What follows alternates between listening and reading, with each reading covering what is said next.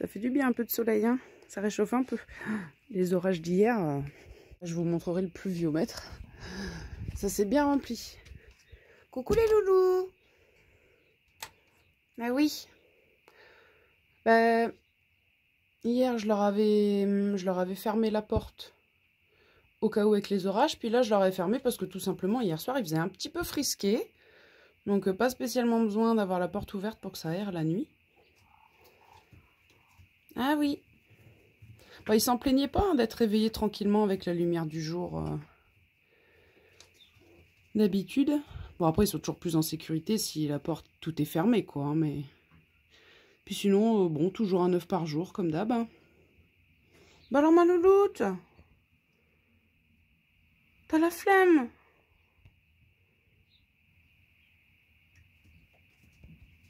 Bah oui, je comprends. Va falloir se lever quand même.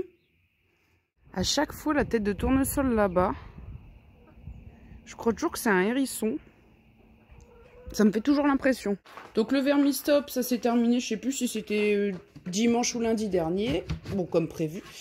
Et puis là, on est revenu sur mélange initial. Donc là, on est moitié granulé poulet. Puis après, bon, bah, blé, maïs, pois. Le maïs est entier et concassé. Puis après, un peu de sorgho, etc. Tout ce qu'il y avait dans le mélange. Donc là, tout le monde mange pareil, les poules et les poulets. Les poulets, je rappelle, dans la première quinzaine de septembre, normalement, les abattages, normalement.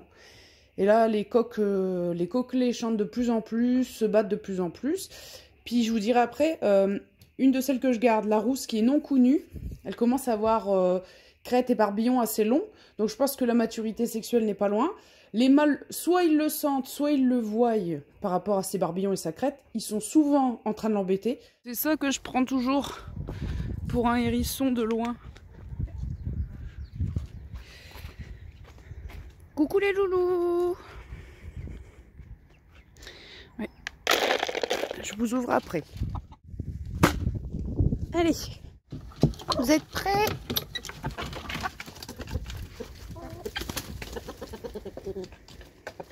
Oui. Donc ça va mieux la grosse Sussex là. M'avait fait quelques crottes un peu verdâtres. Alors le fait qu'ils aient eu de la salade à manger, ça justifie pas. Je pense pas à ce point-là. Puis bon là ça a l'air de s'être calmé. Tous les matins, c'est pas les graines fermentées qui l'intéressent, c'est les graines sèches. Bon, elle fait ce qu'elle veut. Le principal c'est qu'elle remange et qu'elle ait plus de symptômes fébriles. Alors en ce moment, tous les soirs, Chérie, Chippy c'est elle. Bah, juste à côté de Susu. Bah, forcément, toutes les blanches sont réunies au même endroit là. C'est elle, Chippy. Nina, la grise ici. Et Paillette, une de celles qui a les plumes les plus moches. Ils sont à 4 sur le toit du poulailler tous les soirs. Bah, souvent, je leur fous de l'anti-poux au niveau des fesses. Tant qu'à faire. Mais ça n'a pas l'air de les décourager. Il y aurait que si le soir il pleut, là ils rentreraient. Mais de toute façon, on le voit. Hein. Les crottes sur le toit, c'est ça. Hein. Alors pour les poux, je vais chercher ma pince. Ah Susu, t'es matinale dis donc. Oui, oui.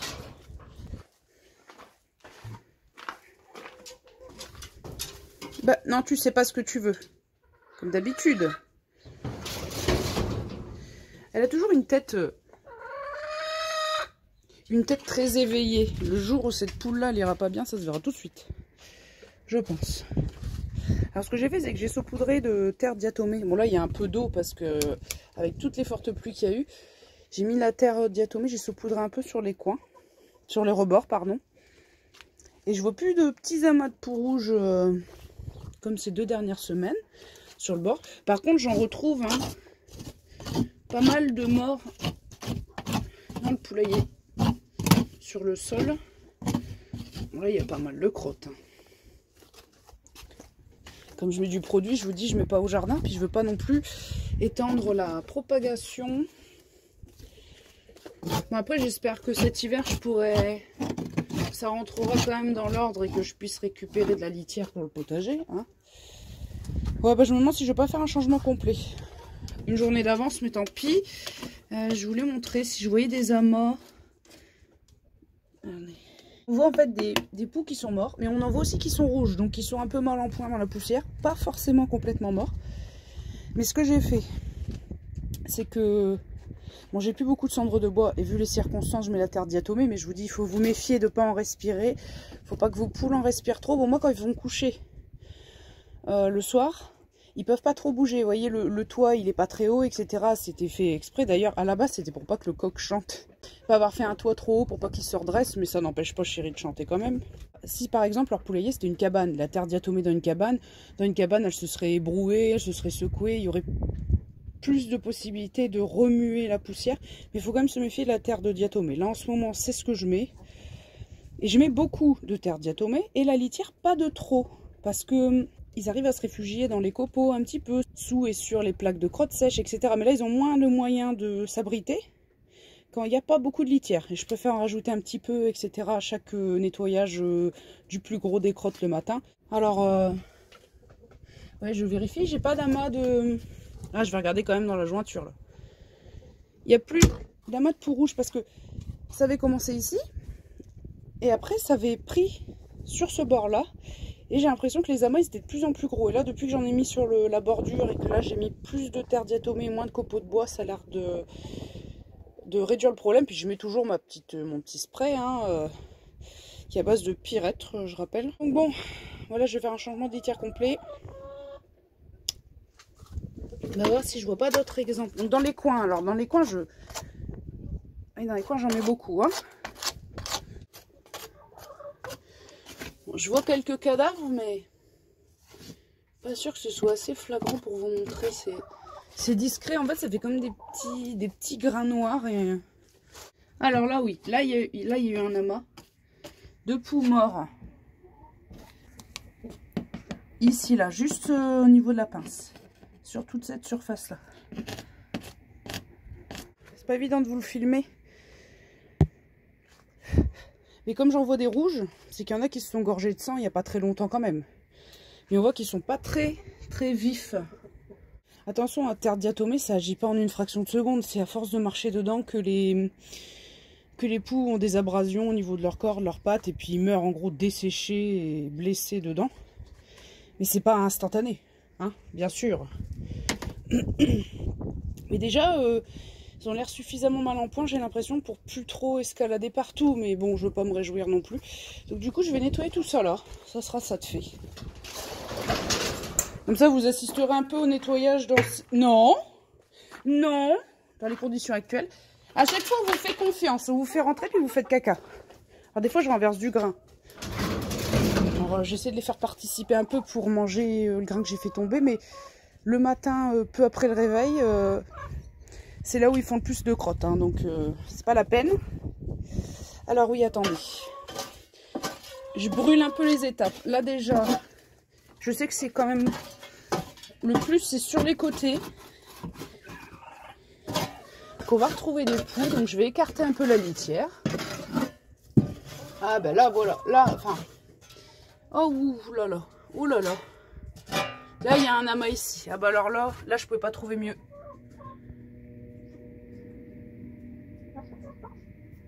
Tout ça, toutes les, vous voyez les taches noires, enfin les taches plus foncées. C'est tout des poux morts. Et les quelques-uns qu'on voit qui sont rouges, la plupart du temps, c'est des poux qui vivent encore. Vous voyez? Une réunion ici, pourtant. C'est une zone où il y avait beaucoup de terre diatomée. Je ne sais pas pourquoi ils se réunissent un peu par amas à certains endroits. Mais en tout cas, ça les a quand même tués. À 90% en moins. Mais il y a toujours des petits survivants. Donc ce que je fais, c'est que je traite la litière avant de l'acheter. Comme ça permet... d'éliminer encore plus les survivants. Bon, je le mets pas... Non, non, non. Je le mets pas au potager, mais c'est pour éviter de remettre trop de poux vivants dans l'enclos.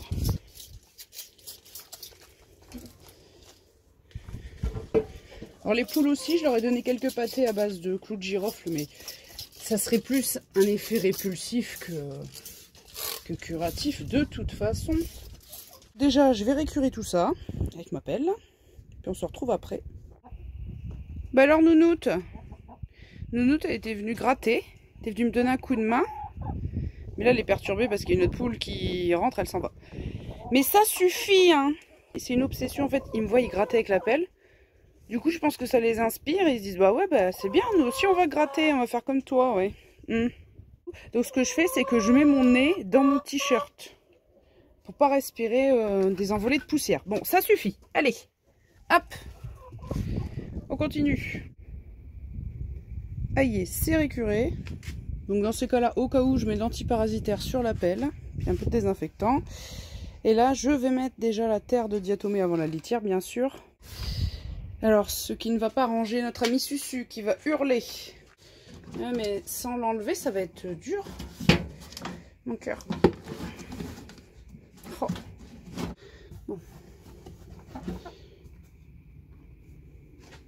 C'est, comment dire, ça va un peu moins bien à saupoudrer que de la cendre de bois, je trouve. Puis vous avez vu, j'en avais claqué... Oh, le focus n'est pas bon. J'en avais claqué aussi là, sous cette planche.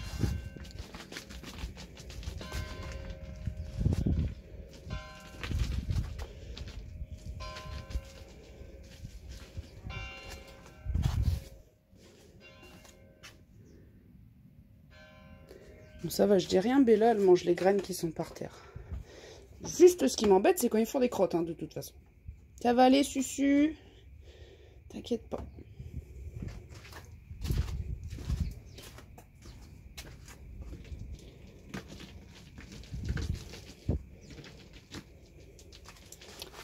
Non. Rien à cirer de ce que je raconte. De toute façon, Nina Chippy, enfin surtout Nina maintenant. Les obsédés du garage.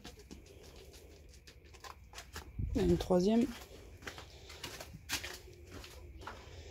C'est rien, Susu.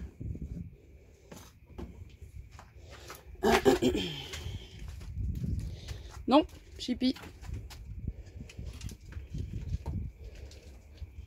C'est chiant, des fois, ça fait des petites mottes.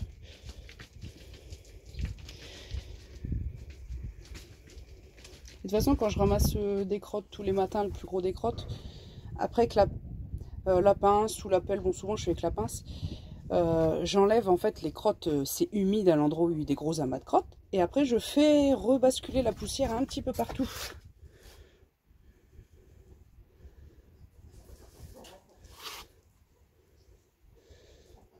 Hop, comme ça, je peux refermer la trappe. Hop là. Comme en ce moment il fait un peu frais, puis apparemment tous les jours il y aura toujours des moments, je sais pas si on voit bien, des moments avec de la pluie, alors la trappe elle est fermée là.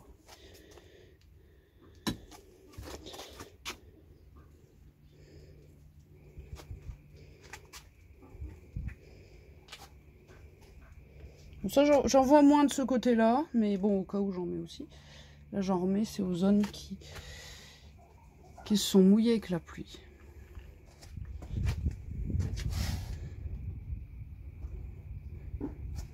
Voilà. Il n'y a pas eu de crotte.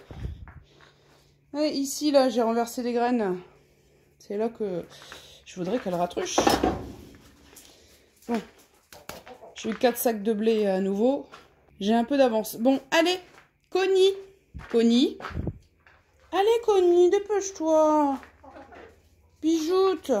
Allez. Là, on va mettre les copeaux. Ah oui, alors, attendez. Ça, il y a 2 ans et demi. Quand j'ai commencé à avoir des poules, c'était 9,90. Bon, on va arrondir, hein, 5-10 centimes près, je vais arrondir à chaque fois. Donc, 10 €. Donc ça, c'est à gamme vert, un sac transparent avec juste une étiquette. On était arrivé à 14 €. Alors des fois, ça redescendait 12, 13, 14, bon. Bref, là récemment 14. Et puis l'autre jour, on passe, et c'était la marque Allspan. 19 €. Et je vous jure, je suis repartie. Le caddie, il était vide, je suis repartie. Parti puis revenu. Je dis là, franchement, je sais pas où on va, mais on est quasiment le double de prix pour des copeaux de bois, quoi. Donc je vais voir. Je vais pas prendre de la paille du foin, dans tous les cas, c'est pas une option. Hein. Sinon les poux, ils vont dans les creux, le creux de la paille c'est encore pire. ou du foin, je veux pas cette option-là. Mais là, je sais pas, ça m'a franchement dégoûté de voir des prix pareils. Donc voilà, j'ai ma terre diatomée, là on se retrouve après avec les copeaux. Et voilà, c'est une balle de 22 kg, hein, je ne sais pas préciser. Donc c'est pour ça aussi que doublement ça m'arrange. Contre les pousses, ça a l'air efficace de ne pas mettre trop de litière pour que les pousses soient obligés de patauger dans la terre diatomée ou de la cendre de bois ou du sable pour ceux qui mettent du sable. Le seul souci avec le sable, bon c'est pas forcément donné non plus, c'est que après pour mettre au jardin ou dans le parcours, vous allez transformer votre jardin en terre sablonneuse. Bon... Voilà, c'est ça le problème en fait. C'est le problème, puis après, bon, le sable, une fois qu'il est sali, alors ceux qui vraiment veulent s'amuser à le nettoyer, bah ok, tant mieux pour vous, mais bon, voilà. Après le sable, voilà, ça peut le faire aussi, ça sera quand même un peu moins, peut-être un peu moins efficace que la terre diatomée. Bon, bref. Donc voilà, les copeaux, et puis bon, bah tous les jours avec la pince, j'enlève le plus gros des crottes. Et puis les zones qui sont humides, là où j'ai retiré les plaques de crottes, hein, je refais basculer de la poussière dessus. Ah, Susu, oh, mais je t'ai pas refermé là. Oh, ma petite biche. Donc, il y a un malheur qui arrive. Ah, voilà. Il me semblait bien que c'était pas bien à cliquer.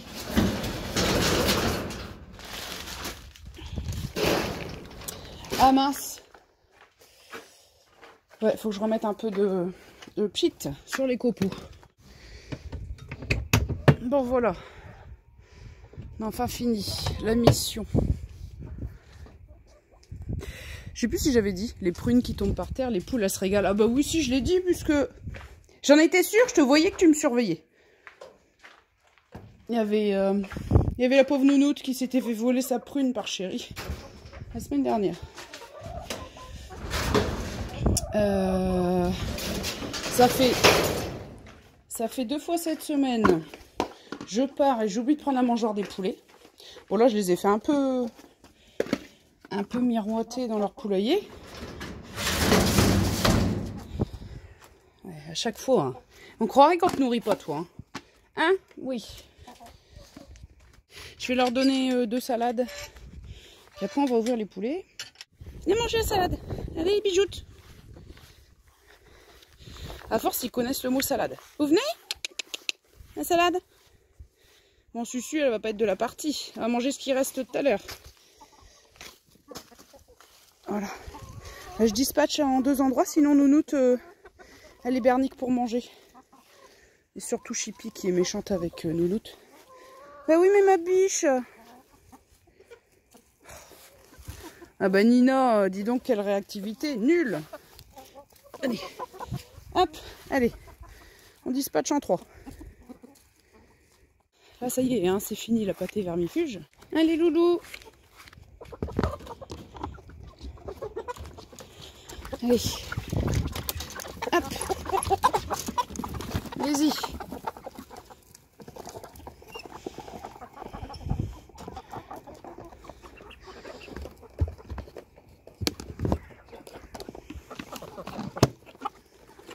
C'est elle la Miss qui a crête et barbillon bien développé et qui se fait embêter.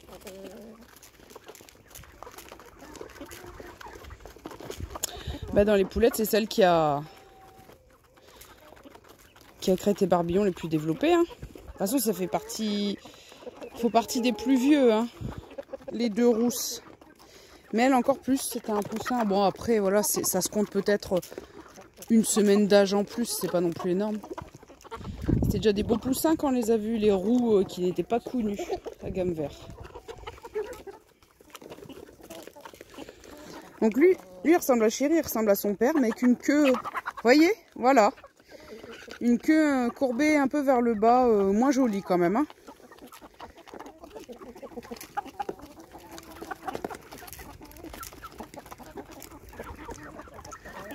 Regardez Chippy comment elle est méchante. Chippy!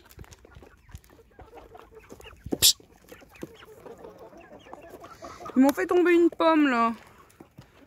En train de se régaler avec mes pommes. Ce train-là, je vais pas récolter grand chose. Tant que les pommiers sont petits et qu'ils arrivent à grimper dedans, de toute façon, ça va être compliqué.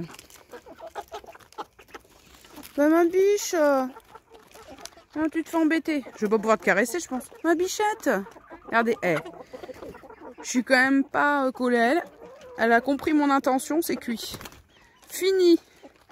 Bon, allez, je vous mets ça à l'abri. Parce que s'il pleut et tout et que j'y pense pas à la rentrée. Oh là là.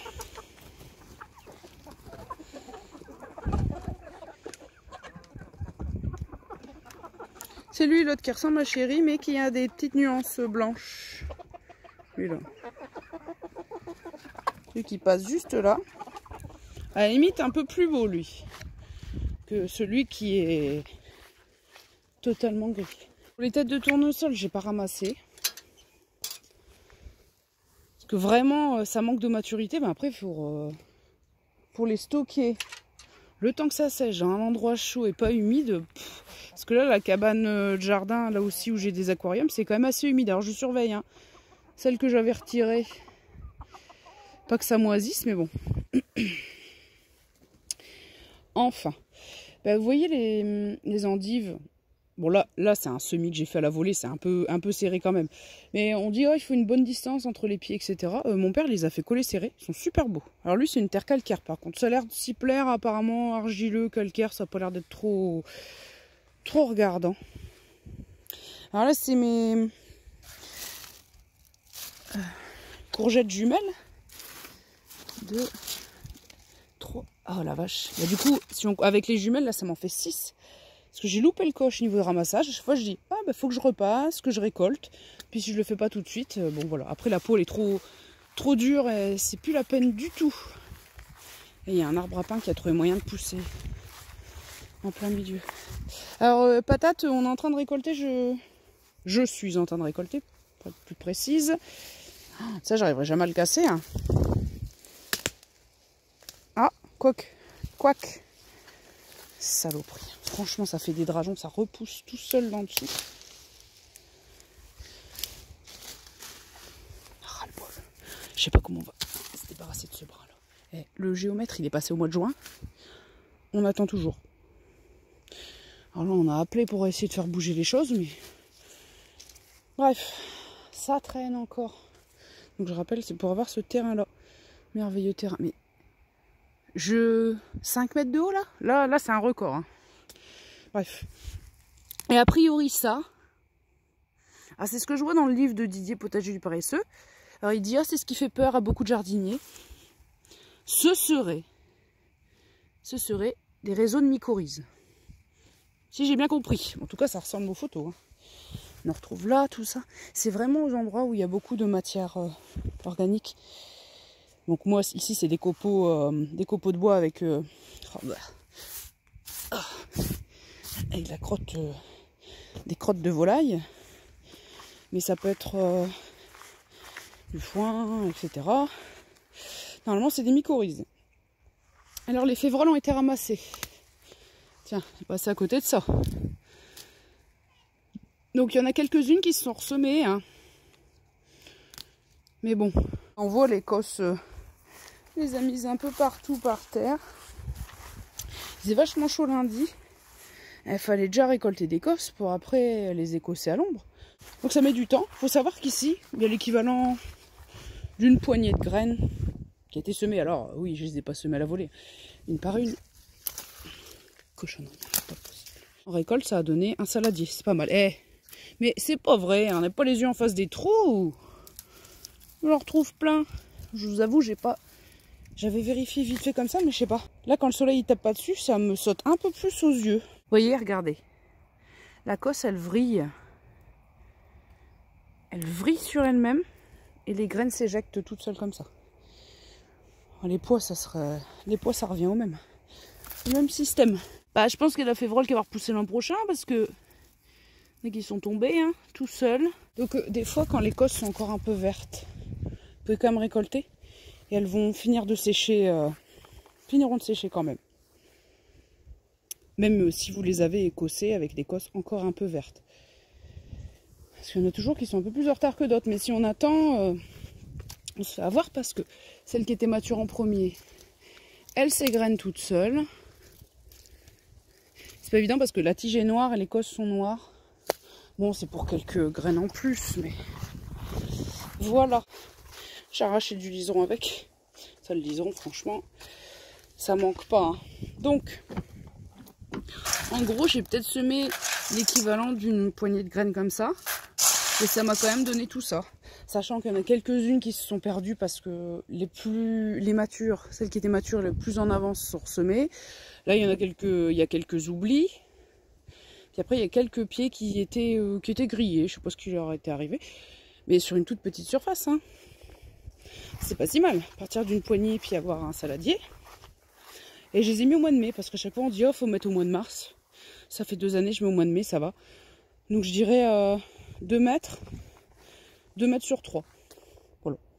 Je les ai mis un peu serrés, mais... Voilà, voilà. Bon, bah, le maïs, ça continue.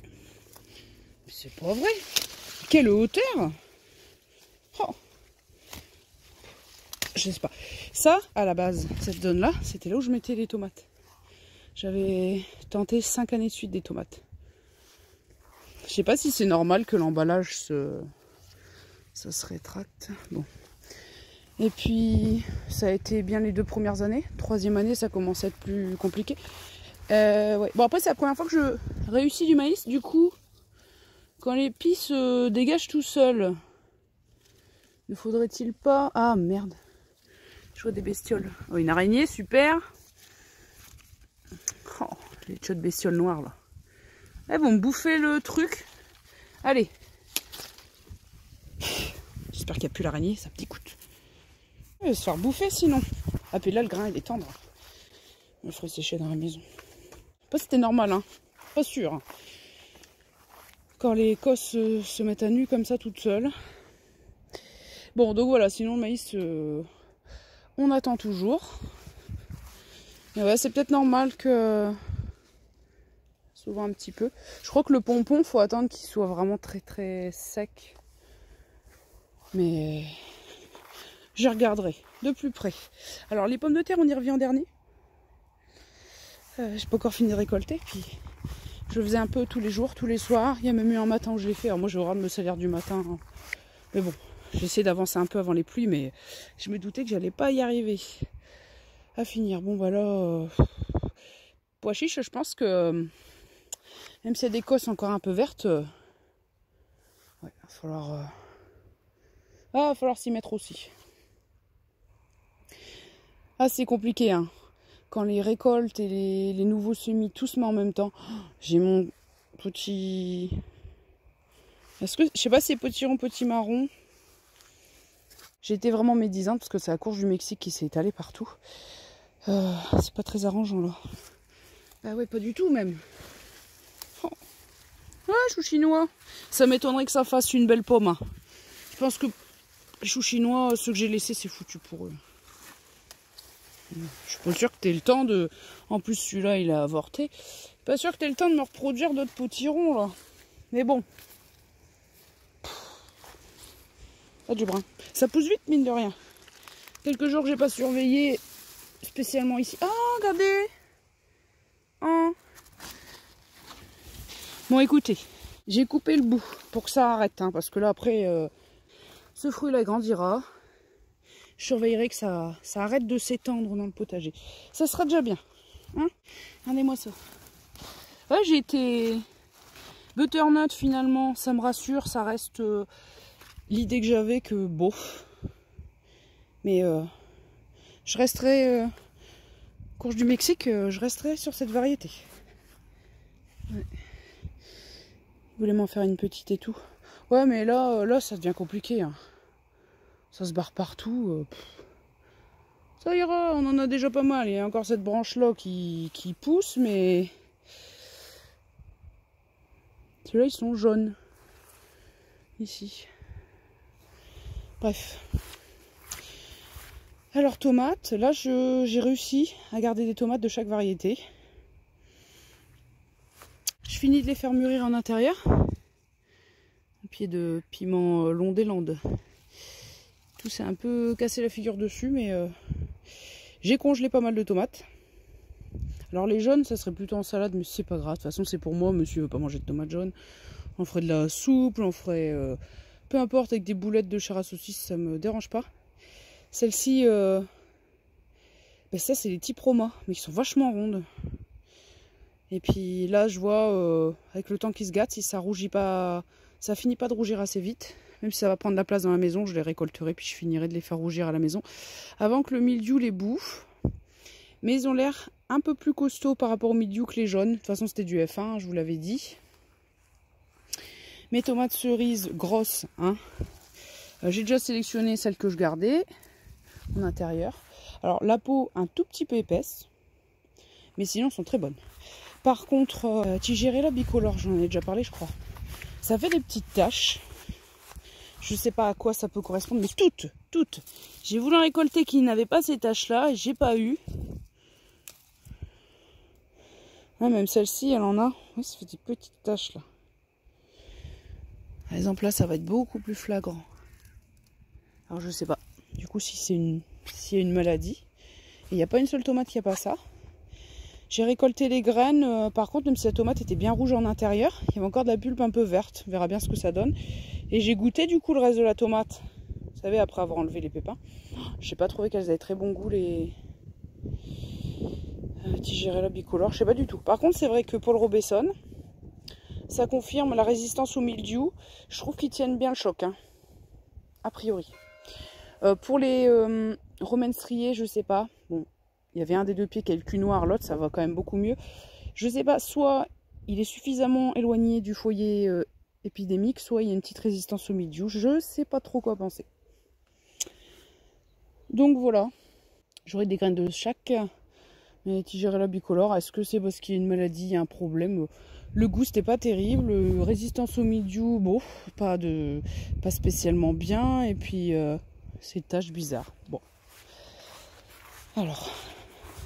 Et ça continue, hein. À pousser, je vous dis, je sais pas, c'est oignons, poireaux ou échalotes éventuellement. Mais on finira vite par être fixé. Hein, puis je vous l'avais montré, hein, tout ce qui pousse là. Ça doit être un gros radis, hein, je pense. Les premières vraies feuilles, ça ressemble pas à de la roquette. Sinon, bah, globalement, tout le reste, c'est de la roquette. Il y a une sorte de carotte d'il y a 2 ans, je pense. Ou de l'an dernier. Qui repousse. Et épinard, c'est un miracle. Ça pousse. Bête épinard, on l'avait déjà vu la fois dernière, ça pousse. Là, ça a été moins envahi par le semi-spontané de roquette. Et puis les pommes de terre en dernier. Ici, je vais la mettre de côté. Essayer de la faire rougir plus. Des fois, on récolte. Ça a l'air d'aller. On fait rougir en intérieur. Et seulement après, on voit une attaque de mildiou vers le haut comme ça. C'est quand même mieux d'avoir des fruits sains. Alors, les pommes de terre blanches, je vais vous montrer après. Donc, vous voyez des seaux assez hauts là. J'en ai eu 5. Un demi-seau qui sont classés dans celle à manger rapidement. On a déjà mangé pas mal d'ailleurs. Et est-ce que ça en est un d'exemple? Ouais. Vous voyez, il y a un truc qui les ronge. On dirait tout de suite, bon, j'ai vu des galeries, hein, rate aux pieds, tout. Bon. Je sais aussi qu'il y a une top, hein, parce que ça avait rebuté ici le lendemain du début des récoltes. Il y a eu une autre butte là-bas, elle est en train de se barrer parce que je la gêne là, faire mes cafouillages. Je sais qu'il y a une top. Oui, j'ai vu des galeries, mais certaines pommes de terre rongées. Je me demande. Apparemment, il y a les chenilles d'un papillon de nuit qui peuvent les manger, mais je pense que c'est que les tubercules en surface. Je sais pas, j'imagine mal une chenille aller profondément dans la terre. Parce qu'il y avait des tubercules profondément mis qui étaient rongés comme ça, je sais pas. Je suis pas sûre que ce soit uniquement problème de rongeur. Avoir un insecte ou une maladie, quelque chose aussi qui fait ça, plus un insecte quand même. Les blanches, pas mal de rongées. J'avais sur cette surface là semé planté 2 sacs de tubercules. Donc je sais pas, on a un bon 2 mètres sur 4-5 mètres de long. Et bien sûr, sur une même surface. Là je parle que pour la parcelle de blanche, donc il faut doubler hein, en tout. Blanche, pommes de terre à chair ferme, dont je ne saurai jamais le nom je crois, et les binches. Il faut savoir que sur une même surface, ça va dépendre aussi du nombre de tubercules que vous avez mis. Hein, bon. Après, les binches, ça sera vraiment le mystère. Ça, c'était mes tubercules. Il y a aussi les El Mundo là-bas. Hein. Il y en a qui ont refait de la végétation. Je sais pas du tout ce que ça va donner. Les tubercules d'El Mundo, ça venait de moi aussi. C'était tout petit les tubercules. Et là, ce que j'avais fait, des binches. Donc j'ai fait 7 ou 8 gros trous. Et j'ai versé plein de mon seau de plein de petits tubercules, un peu plus gros que les El Mundo, en train de germer avec des germes énormes. Les El Mundo aussi étaient très germés. Ça les a pas empêchés de se débrouiller. Et puis voilà, imaginez des gros trous dans lesquels j'ai versé une quinzaine de patates à chaque fois. Rebouché, mis du paillage au-dessus, et puis voilà. Je sais pas ce que ça va donner, ça va être le mystère. Donc là, la terre, elle est détrempée. Je vais vous rajouter une photo du pluviomètre. Il a plu beaucoup, il avait déjà un fond du pluviomètre de rempli. Je dirais qu'en 2 heures, il y a eu 25 mm à peu près hier. C'est un peu le déluge, hein. Des coulées de boue sur la route, forcément comme toujours, hein, quand ça pleut fort comme ça. Ici, j'avais fait 4 routes, donc là j'ai récolté une route. Bon, on peut pas les voir parce que j'ai pas buté, hein. J'avais fait 4 routes de 9 tubercules. C'était un fond de sac. On m'avait donné une pomme de terre que pour faire des pommes de terre à l'eau, mais j'ai revu une deuxième fois cette personne entre temps et elle savait toujours pas quelle variété c'était. Donc je crois que je ne saurai jamais. Et c'est ces pommes de terre là où j'ai récolté des graines, les boules de graines. 2 boules de graines qui avaient l'air saines. J'en avais retrouvé là en faisant mes ramassages. Mais les boules, elles m'avaient l'air molles et tout. Alors que celles dans la maison, elles sont quand même encore bien dures. Donc je veux pas ramasser des boules de graines qui ont l'air malades. Ça, c'est ce qui me reste. En gros, le seau était rempli de moitié de pommes de terre à manger rapidement. Donc vous voyez, il y en a beaucoup, ça c'est les blanches, qui sont rongées comme ça, mais je suis pas sûre que ce soit uniquement un rongeur. Je sais, j'ai trouvé des galeries, mais est-ce que ça peut être uniquement un rongeur? Il y en avait des grosses, il restait plus qu'un bout. On voyait que ça venait d'une grosse pomme de terre, il restait presque plus rien. Celles qui avaient l'air d'avoir fait une belle peau cicatricielle par au-dessus, je les ai mis dans la cave.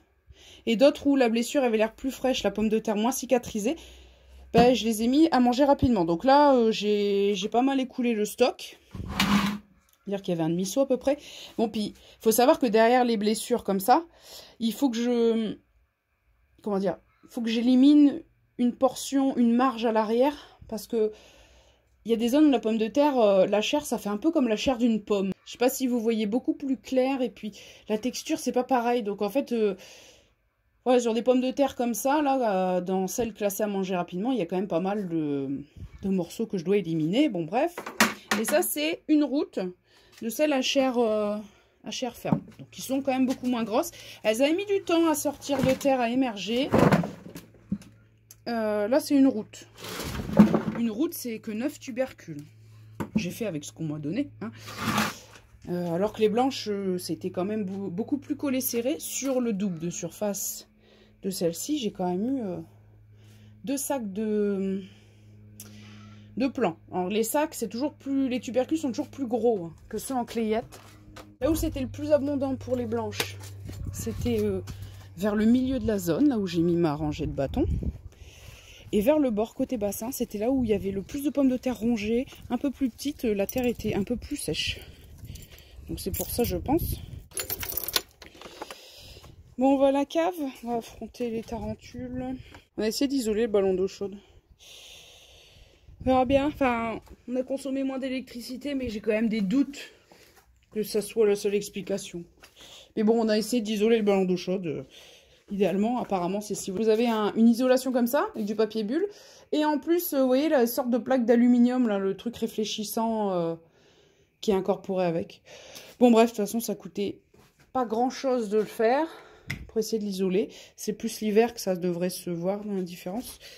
Alors, on va dans la cave. J'adore. Il y a une fois, il y avait une chauve-souris quand même.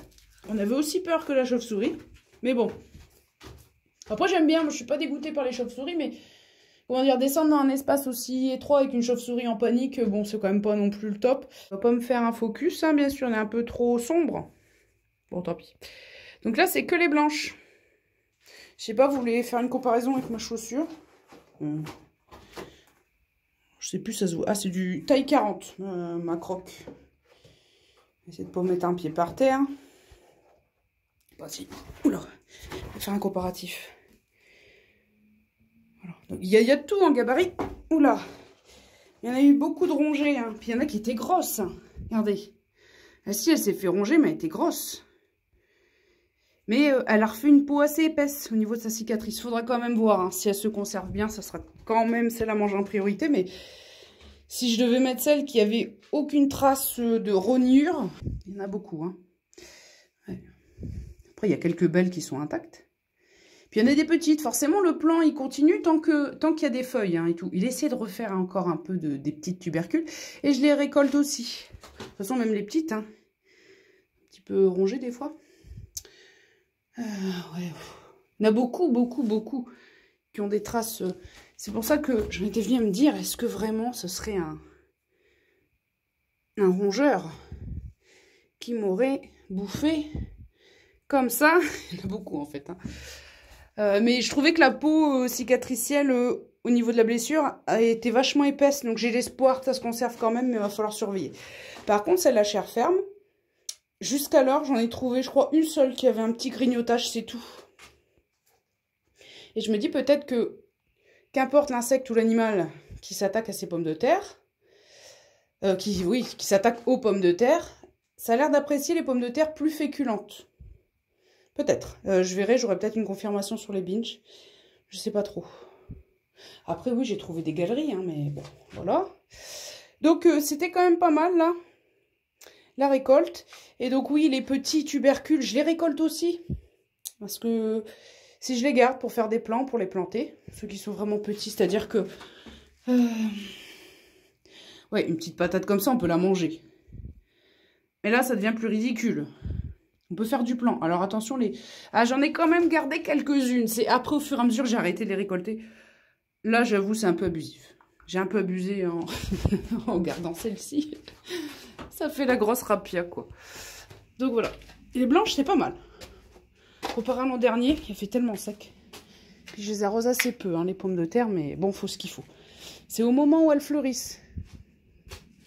Au moment où les plants de pommes de terre fleurissent, qu'ils ont plus besoin d'eau. Même s'il fait sec à ce moment-là. Aïe. Donc ici, c'est les El Mundo. Et il y en a, ça fait bien longtemps que les tiges des pommes de terre se sont fanées toutes seules. Et il y a eu à nouveau des pommes de terre qui ont germé. Alors, il y aura cette zone-là aussi. Je ne sais pas du tout ce que ça va donner. Il y a eu beaucoup de petits tubercules mis en plein de petites rangées côte à côte. Vraiment la queue leu. Donc ça sera le mystère. Je ne sais pas du tout. Et donc, normalement, si le temps me permet quand même d'avancer dans les récoltes, on en saura peut-être plus la semaine prochaine. Allez, à plus.